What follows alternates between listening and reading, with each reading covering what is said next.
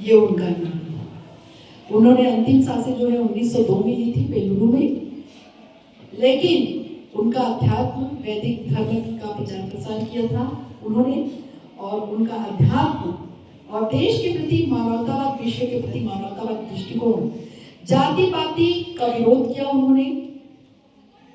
उन्होंने जाति पाति को, मानवता को सबसे ऊपर रखा, जाति पाति से ऊपर रखा।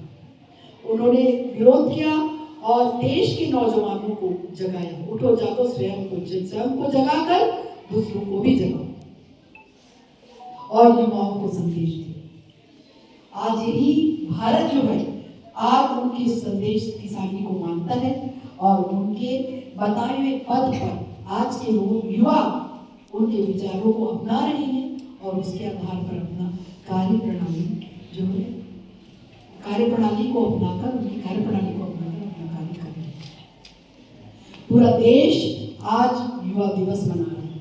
तो आज एकलव्य आदर्श आवासीय विद्यालय गढ़िया की आप बालिकाएं, आप लोगों को युवा दिवस के दिन एक संकल्प लेना चाहिए। अपने आप में अपना मंथन करिए, विश्लेषण करिए कि हमें भी उठना है, जागना है, स्वयं को जगाकर दूसरों को जगाना है, और हमको उन्नति के पथ पर, उन्नति की ऊंची सीमा, जो चरम सीमा होती है, उसको प्राप्त करना है। पहले अपने आप को हमको उसी स्थान तक पहुंचाना है और उसके पश्चात दूसरों को भी हमें जगाना है, और हमें उन्नति की राह पे, प्रगति की राह पे, ऊंचाइयों की राह पे उन्हें भी ले जाना। लेकिन उसका एक माध्यम, एक जरिया जो होता है, वो कौन सा जरिया होता है? सबसे बड़े जरिया क्या होता है? शिक्षा। शिक्षा, आपकी शैक्षणिक गतिविधियां, ये जो है आपके जीवन को एक नैतिकता के मापदंड के आधार पर उतारती हैं।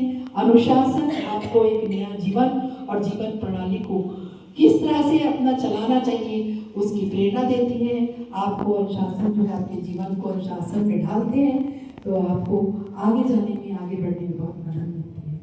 तो आप आज संकल्प लेंगे ना कि उठो जागो और खुद स्वयं को जगाकर दूसरों को भी जगाओ।